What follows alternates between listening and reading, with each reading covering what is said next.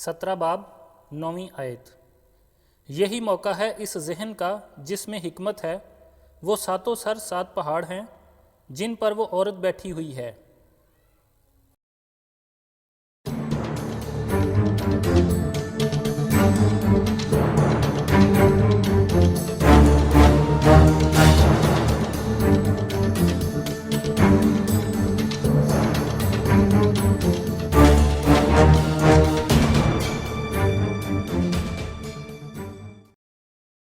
फरिश्ता का बयान एक अजीब फ़िक्रे से शुरू होता है।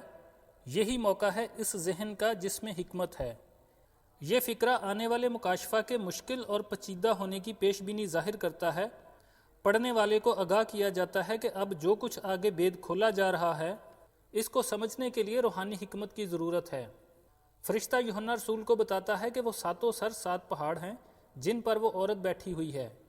बाज़ उलमा का ख्याल है कि इससे मुराद रोम शहर है, क्योंकि रोम शहर 7 पहाड़ों पर बसा हुआ है जिनके नाम ये हैं: पैलाटीन, एवंटीन, एस्कोलिन, विमिनल, क्विरिनल, कैलियन और कैपिटोलिन हैं।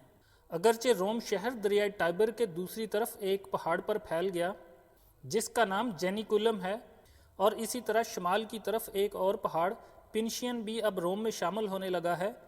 लेकिन यूहन्ना के वक्त रोम पहली 7 पहाड़ियों पर ही वाक़ था। बस उलमा का ख्याल है कि मुखालिफ मसीह का तख्त रोम शहर में ही होगा जो 7 पहाड़ों पर बसा है, और वो बाबल शहर नहीं हो सकता क्योंकि बाबल शहर मैदान पर वाक़ था और इसके इर्द गिर्द भी मैदान थे। रोमी सिक्कों पर और रोमी अदब में भी रोम शहर को ही 7 पहाड़ों का शहर कहा गया है। बहुत से लोग मुकाशफा की किताब और इसके भेदों को दुनियावी इल्म और इंसानी हिकमत से समझने की कोशिश करते हैं, जिससे वो गलत तफसीर करके लोगों को गुमराह करते हैं। इसलिए मुकाशफा की किताब समझने और समझाने के लिए खुदावंद से दुआ करनी चाहिए कि वो अपनी हिकमत बख्शे और पाक रूह की रहनुमाई अता करे ताकि सही और दुरुस्त मानी समझे जा सकें। मुकाशफा की किताब में 2 ख़ास जगहों पर इस आसमानी हिकमत की ज़रूरत से आगाह किया गया है। अव्वल 13वें बाब की 18वीं आयत में जहाँ लिखा है, हिकमत का ये मौका है जो समझ रखता है वो इस हैवान का अदद गिन ले क्योंकि वो आदमी का अदद है और इसका अदद 666 है।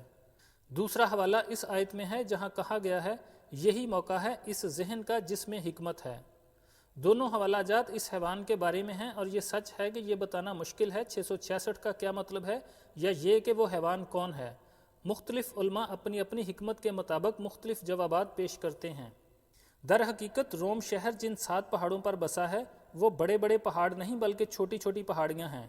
यूनानी में इस आयत में जो लफ्ज़ इस्तेमाल किया गया है इससे मुराद छोटी पहाड़ियाँ नहीं बल्कि बड़े पहाड़ हैं, और रोम ऐसी ही पहाड़ियों पर आबाद है जैसे यरूशलेम की पहाड़ियाँ।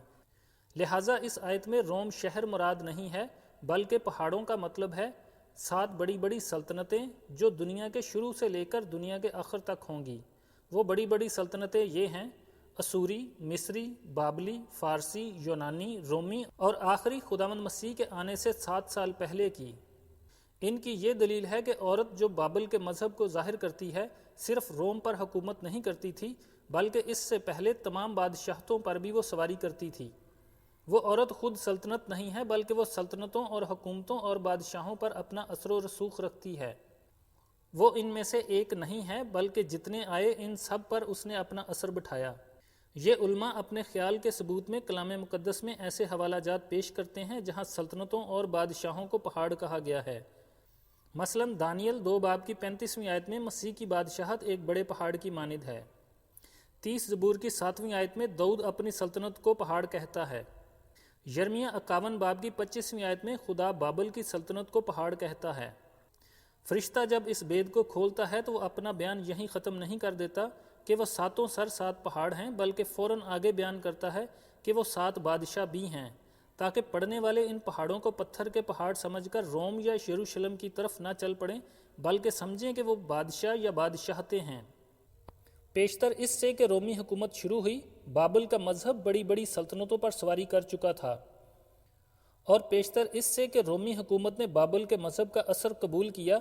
यूनानी, फ़ारसी, बाबली या कसदी, असूरी और मिस्री सब बाबल के मज़हब को किसी न किसी शक्ल में अपना चुके थे, और ये औरत इन पर पहले से सवार थी। नेज़ इस औरत को खुद 18वीं आयत में शहर कहा गया है। اگر حیوان بھی روم شہر اور عورت بھی روم شہر ہو تو دونوں میں سے ایک کس طرح دوسرے پر سوار ہو سکتا ہے؟ لہٰذا یہ 7 پہاڑ 7 عالمی سلطنتیں ہیں۔